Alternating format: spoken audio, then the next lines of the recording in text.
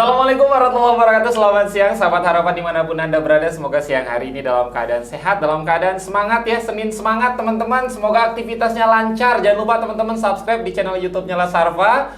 Follow di semua akun sosial medianya di Instagram, Twitter, Facebook, dan juga TikTok. Sudah hadir narasumber Faiz di siang hari ini. Insya Allah teman-teman selama 30 menit ke depan Faiz akan ngobrol-ngobrol dan semoga dapat menambah inspirasi sahabat harapan semua ya. Langsung saja kan Faiz sapa-sapa. Beliau adalah Kang Rizal yang merupakan owner dari Tirtayasa Alam Farm. Assalamualaikum Kang. Waalaikumsalam warahmatullahi wabarakatuh. Terima kasih sudah hadir di podcast Lasarva. Ya, siap. Mungkin bisa disapa-sapa dulu teman sahabat mungkin yang Halo, hari ini juga menyaksikan. Gimana caranya ya? Ya silakan pantangin terus dan akun semua sosial media ya. Betul. Dari YouTube, Instagram, TikTok. Yes. Semuanya ya teman-teman Semuanya harus di follow ya. Siap, insya Allah teman-teman selama 30 menit ke depan Faiz bersama dengan Kang Rizal akan membahas soal kisah inspiratif beliau teman-teman sukses beternak ayam kampung melalui sistem integrated farming. Ini hampuran ya bahasa Inggrisnya rada-rada keceletot. Tapi sebelum Faiz ngobrol lebih jauh mungkin yang pertanyaan pertama untuk Kang Rizal, apa yang membedakan metode ini dengan metode konvensional pada umumnya Kang Rizal? Sebenarnya metode integrated farming itu lebih menekankan ke kita tidak 100% mengandalkan pakan pabrik. Yes. Dan tidak juga natural seperti masyarakat pada umumnya gitu. Yes. Jadi kalau masyarakat pada umumnya kalau ada nasi bekas dikasih gitu, kalau enggak ya enggak gitu. Nah kalau integrated farming itu memang kita di dalam kawasan farm sendiri ada beberapa kayak pengembangan untuk pakan si ternaknya lagi gitu. Kayak kita ada maggot, lalu kemudian ada azola yang memang faktor utama untuk penunjang protein untuk si ternak itu. Yes, jadi memang tidak apa yang tadi Kang Rizal sampaikan tidak 100% mengandalkan pakan pabrikan, kemudian juga tidak konvensional juga Kang ya. Jadi memang dikombinasi. Iya betul, iya betul. Akhirnya memutuskan memulai usaha berbisnis ternak ayam kampung. Apakah memang sebelumnya sudah jatuh hati dengan ayam atau seperti apa ini? Sebenarnya kalau basic ilmu saya sih bukan di peternakan. Yes. Jadi saya dulu di lulusan itu di hubungan internasional. Waduh. Hubungan internasional. Agak melenceng jauh sekali. Tapi memang dulu waktu saya masih kuliah di Jogja, saya usaha bareng teman-teman itu di ikan, malah bukan di unggas ya, di ikan gitu. Memang ikan ini agak ribet, kita harus memikirkan water premium quality dan sebagainya. Cuman ketika saya hijrah pulang kembali ke Banten, saya melihat di Banten, terutama di daerah saya itu kan di Pontang Tirtayasa itu kan air kurang begitu premium gitu untuk ikan. Akhirnya apa ya. Wah kayaknya unggas boleh nih. Cuman sebelum masuk ke unggas, tujuan saya sih pengen bikin resto cafe gitu. Cuman kan kalau peluang bisnisnya dan logika bisnisnya biasanya bisnis itu terhambat oleh bahan baku. Betul. Nah, kita harus mendalami dulu nih bahan baku dulu ini. Ayam kampung nih gitu. Siap. Dari kapan ini Kang Rizal? Dari 2019. Dari 2019, sekarang 2023, artinya sudah hampir 4 tahun 4 ya. tahun, ini menjalani bisnis ayam kampung ini teman-teman. Tentu kalau yang ada di mindset Faiz pribadi kan yang namanya beternak ayam kampung mungkin tidak semudah ayam negeri ya kan. ayam kampung tuh setahu Faiz gedenya lama gitu tuh ya. Kalau ayam negeri kan gedenya cepet. Kenapa nggak ayam negeri aja sih Kang? Ayam negeri, nah itu dia banyak pertanyaan sebenarnya dari tetangga, kemudian komunitas, lalu saudara juga, kenapa nggak ayam broiler atau negeri? Pertama memang kita ini bukan basic anak konglomerat ya. Nah, jadi yang punya banyak modal gitu dan memang merangkak dari bawah gitu. Kalau kita berbisnis ayam broiler bukan skalanya PT atau industri, kita akan di sini kita bicara tentang pasar atau harga, kita akan kalah gitu oleh kayak misalkan itu yang banyak perusahaan-perusahaan di Cikande dan di mana gitu. Jadi memang walaupun agak lama, tapi memang ini ayam kampungnya bukan ayam kampung pada umumnya yang 6 bulan baru panen gitu. Ya kita biasa panen tuh sekitar 3 bulan, 2 bulan. Tergantung kita mau masuknya ke rumah makan atau perumahan atau warga. Gitu. Jadi memang bukan karena tidak ingin beternak ayam broiler ya Kang ya, atau ayam negeri, tapi memang agak terhambat di nanti outputnya kemana gitu ya. Karena banyak kompetitor besar gitu lah. Berarti kalau teman-teman yang bermain di pasar ayam kampung ini tidak begitu begitu banyak sebanyak ayam broiler ya, Kang Rizal? Ya, sebenarnya kalau sekarang sih malah pertumbuhannya lebih pesat ya. Bahkan memang persaingannya juga besar karena memang mayoritas kehidupan Banten atau Indonesia ini ada gerakan-gerakan healthy life gitu. Yes. Jadi cara hidup sehat gitu ya. Jadi saya tidak mendikotomikan perusahaan-perusahaan atau yang berternak di broiler, cuman karena memang ayam kampung ini lagi tren banget memang. Iya gitu. Jadi memang kita untuk pemeliharaannya pun vaksin itu hanya di umur sehari. Itu pun tidak signifikan sekali. Sampai kemudian di proses panen itu kita lebih masukin jamu-jamuan yang herbal-herbal gitu. Siap. Ini menggunakan nama Tirtayasa Alam Farm. Farm. Alam Farm. Mengusung daerah. Gitu. Daerahnya, betul. Ini kenapa? Filosofinya kenapa nggak anak Rizal Farm? Mohon maaf, misalkan atau nama keluarga ini mengusung nama daerah. Kenapa? Filosofinya seperti apa, Kang Karena Rizal? ya gini ya. Kita melihat kalau di Banten atau Serang tuh, ada Sultan Agung Tirtayasa. Betul. Gitu. Padahal tempatnya bukan di Tirtayasa. Nah kebetulan saya dari Mbah dari ini juga dari Tirtayasa, akhirnya ya udahlah saya ngusung nama Tirtayasa gitu. Di samping itu memang kalau alam inspirasinya sebenarnya dari nama saya kan Rizal Alam Muhammadi. Yes. Cuman kadang kalau di beberapa nama pen atau alamnya itu saya singkat doang A titik gitu. Oh, siap. Jadi emang itulah inspirasinya. Ini kan tadi apa yang Kang Rizal sampaikan agak nyambung sekali, hubungan internasional ke beternak ayam. Iya, Ini Pak Is penasaran banget dengan pertanyaan, sempat dapat komplainan nggak sih, terutama dari keluarga besar, dari orang-orang terdekat gitu kan? Biasanya mindset kita hubungan internasional kerjanya di luar negeri, gitu, perusahaan-perusahaan besar, pasti. ini ngurusin ayam gitu kan? Exactly ya. Kalau agak-agak berbau internasional ya. Exactly pasti. Karena kan memang pasti orang tua bilang, wah ini udah kuliah jauh-jauh, mahal-mahal ataupun ini. Memang sedikit memang di tempat kami memang yang kuliah studinya di hubungan internasional, kebanyakan di guru gitu. Betul. Nah, memang ya sebenarnya kalau bicara tentang rezeki gitu ya, pada umumnya katanya di tangan Tuhan gitu. Yes, walaupun tapi kita harus mencari gitu. Ya di samping itu juga saya pribadi memang sering mengikuti proyek-proyek internasional juga gitu. Walaupun saya kalau pulang berada di kandang gitu, tapi kalau ke Jakarta ya di konferensi internasional khususnya di disaster management kayak gitu, di kebencanaan. Nah, tidak menutup kemungkinan bahwa enggak apa-apalah bisnis ataupun usaha di bidang apapun yang penting halal, tapi memang tuntutan intelektual secara ini ya harus sesuai dengan spesifikasinya. Makanya ketika kita bicara tentang saya, misalkan ada info di masyarakat, wah ini teroris ini misalkan, saya nggak mau ambil argumen tuh, karena memang itu bukan mata kuliah ataupun studi saya gitu.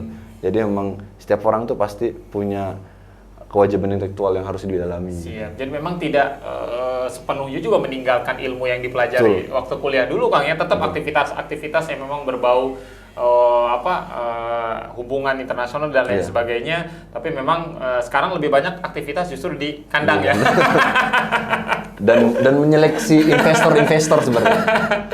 Siap, Kang. Artinya kalau bisnis kan artinya ada peluang, ada tantangan lah seperti itu. Kalau berbicara tantangan di bisnis ayam kampung ini, tantangan yang selama ini Kang Rizal hadapi seperti apa? Tantangan pasti pesaing pasar ya. Karena memang Banten ini memang ada beberapa pemain besar yang sudah lama senior. Untuk yang ayam kampung? Iya, untuk kita bicara tentang ayam kampungnya.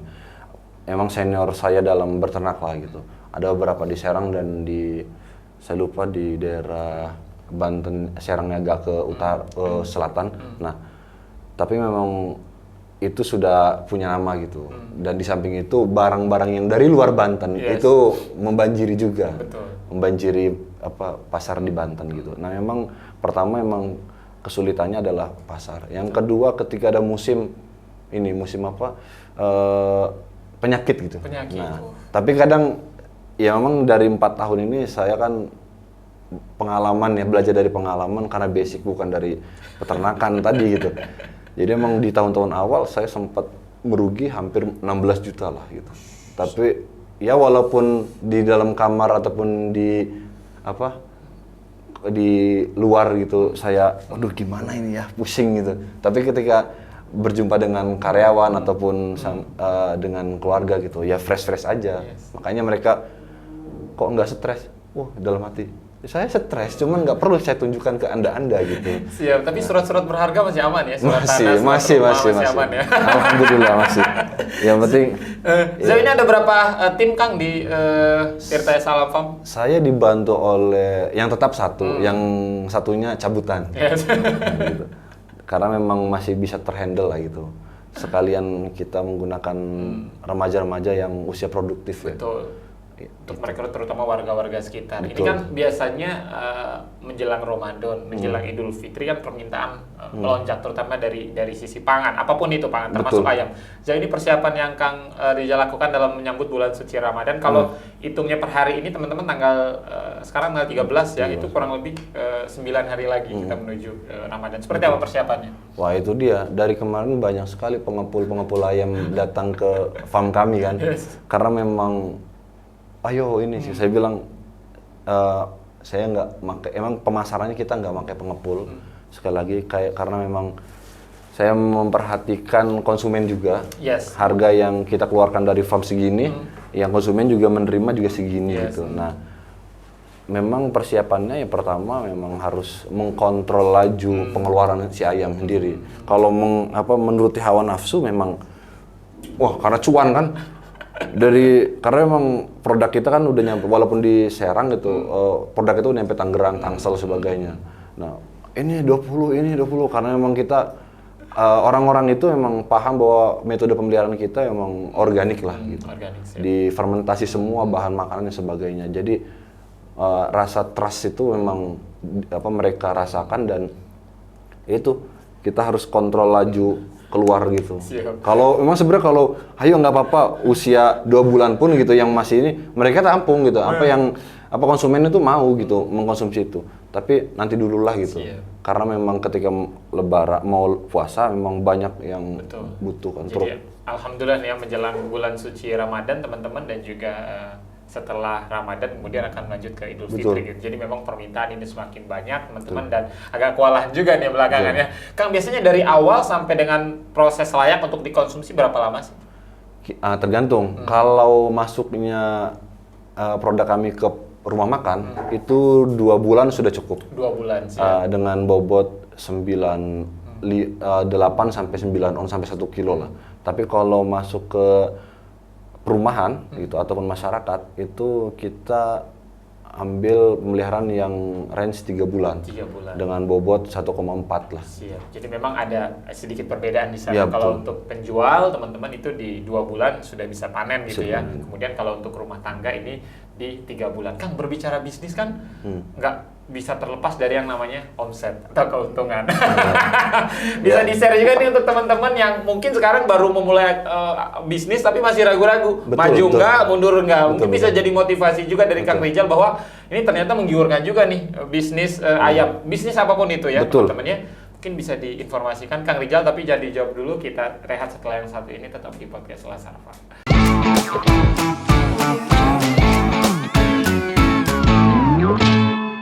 Yes, terima kasih banyak sahabat harapan, tentunya masih bersama Faiz di sini di studio podcast Lasarva, dan juga Kang Rizal, ini owner dari Tirta Yasa Alam Farm. Kang Rizal tadi sempat ke pending.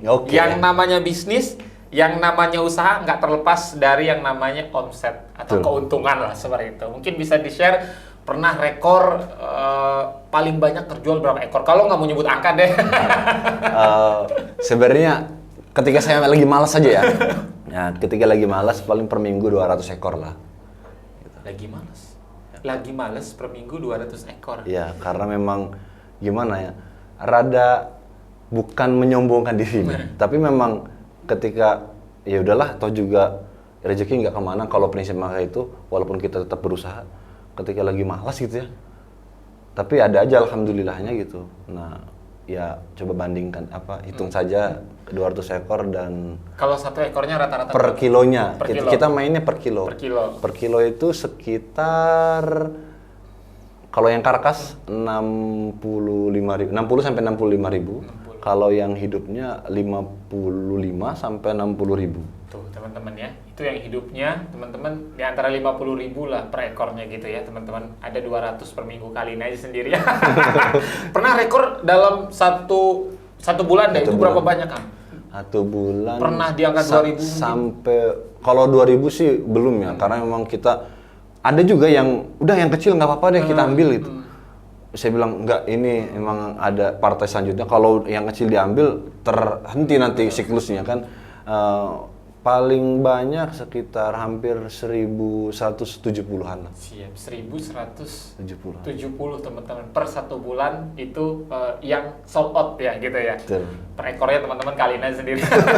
Kang tentu dalam bisnis tadi juga sempat Kang Rizal singgung, tidak melulu kita enak, tidak Betul. melulu untung gitu kan. Mungkin kalau semua bisnis untung banyak juga yang Iya, bisnis betul. gitu kan.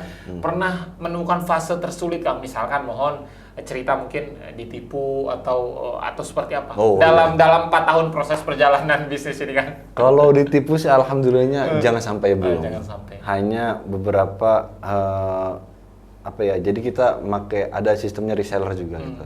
Jadi kita memang ketika produk kita udah fresh nih tanggal sekian harus dikeluarkan ya. Nah, ternyata si resellernya tidak mengeluarkan langsung gitu. Padahal yang harus SOP apa ya, perusahaan itu harus maksimal tuh 2 hari setelah kita kirim, karena memang hari itu kita sembelih, hari itu kita kirim gitu.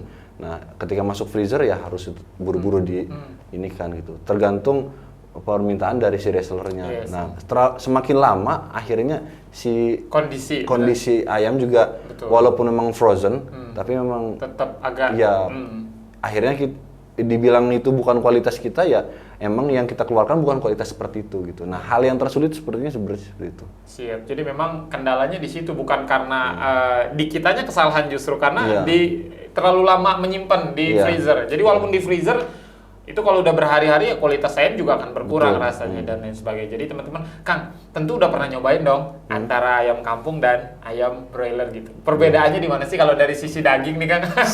Lebih mudahnya. Nggak perlu dibumbuin. Jadi ayam broiler sama ayam kampung gitu. Nah, digoreng saja tanpa dikasih perasa garam atau apa. Langsung digoreng, nanti akan terlihat hasilnya ketika matang. Kalau ayam broiler dia mengecil dan banyak minyaknya.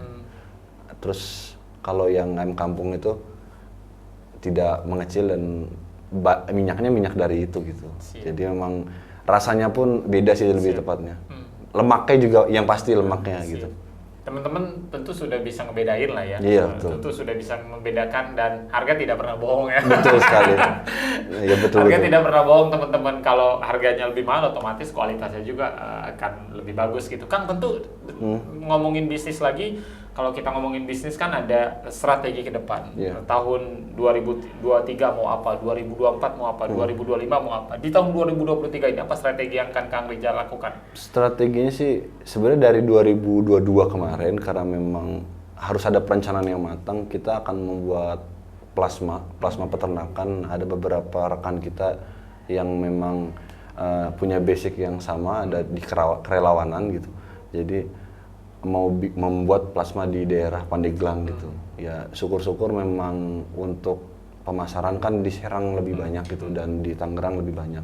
Jadi bisa itu. Siap, jadi memang target di 2023 ini plasma tadi Kang ya. Dan insya Allah tidak hanya Tirtayasa Alam Farm, tidak hanya hadir di Tirtayasa, tapi mungkin nanti bisa merambah ke daerah-daerah lain. Berarti kalau di Cilegon Alam Farm, gitu. Kalau di Pandeglang Alam Farm, Tangerang Alam Farm. Tapi tetap Tirtayasa.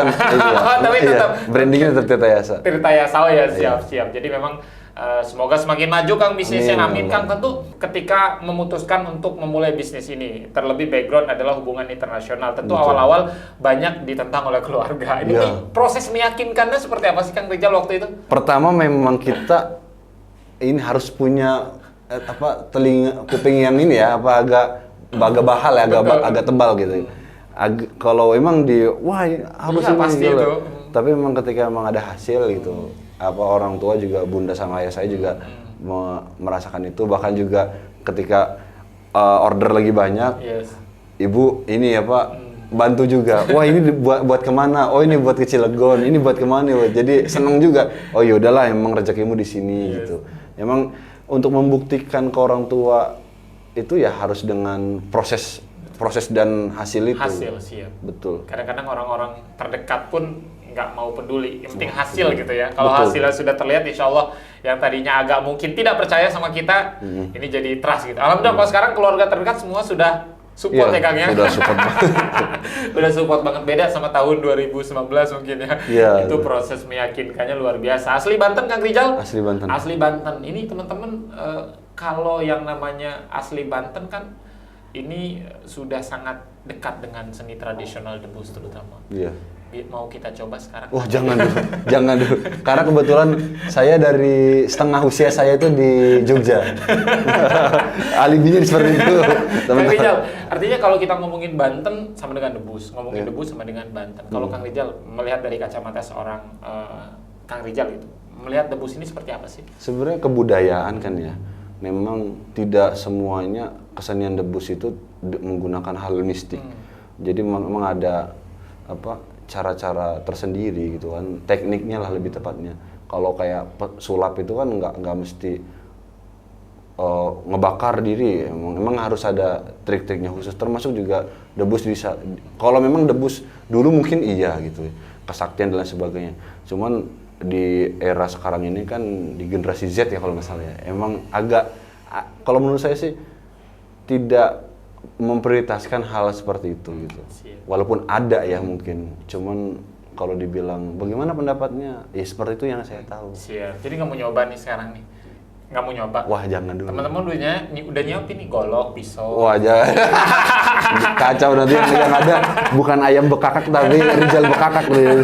Kang Rijal, sudah lama di Banten, tentu sudah mengenal dekat dengan masyarakat Banten. Faiz mau ngasih challenge, siap?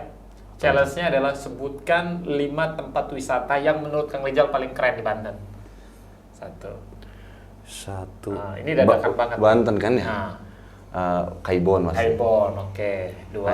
Anyer. 3. Terus. Harus tahu dong. Orang Banten. Ini apa? Pantai Bayah itu paling. Pantai Bayah boleh. 4. Bisa kali ya. Sebentar. Karena saya suka naik gunung, Gunung Pulosari sama Karang. Gunung Pulosari boleh. Satu lagi terakhir. Sama Gunung Karang. Gunung Karang. Itu baru challenge yang pertama. Masih ada challenge yang kedua. Siap. Sebutkan 5 makanan khas Banten. 1. Rabeg. 2. Apa namanya? Garam asem. 3. Sate bandeng. 4. Apa lagi ya? Ke Pandeglang itu apa namanya? Aduh ya. Kalau di tempat saya ada gemblong. Oke, siap. 5 terakhir harus tahu ini. Iya. Bontot. Domas. Ya, mantap. Fried, keren nih semuanya terjawab. Artinya suka kulineran juga suka jalan-jalan ya. Iya. Kang Rijal, terima kasih banyak sudah hadir di podcast Lasarva. Kedepan tentu akan ada banyak strategi-strategi yang dilakukan agar bagaimana kemanfaatan Tirta Esa Alam Family tidak hanya dirasakan oleh Kang Rijal pribadi tentunya, betul, tapi terutama bisa membuka lapangan pekerjaan bagi masyarakat sekitar ya. Kang Rijal, terakhir mungkin apa yang ingin Kang Rijal sampaikan untuk tim dan juga seluruh penonton deh, silakan. Untuk anak muda deh. Boleh. Ya, Banten ini kan terkenal dengan pengangguran yang di usia produktif. Betul. Nomor 1 kemarin. Nomor 1 malah. Banten itu sebagai nomor 1 orang masyarakat paling tidak bahagia. Survei BPS 2022 dan pengangguran terbanyak sih. Nah, nggak tahu tahun ini seperti apa ya. Nah, melihat seperti itu, jangan, kalau Kartini bilang jangan selalu mengutuk kegelapan, tapi berusahalah untuk menyalakan lilin. Jadi kalau tidak bisa masuk dalam dunia pekerjaan, ya harus membuka pekerjaan walaupun sekecil apapun. Zaman sekarang banyak marketplace, itu baik di yang marketplace hijau, merah maupun orange gitu. Nah, ini belum di endorse soalnya kan, harus di endorse dulu di podcast ya. Nah, jadi memang harus betul-betul kalau di Jawa, kalau bahasa Jawa Serang itu harus jelinger ya, harus kreatif.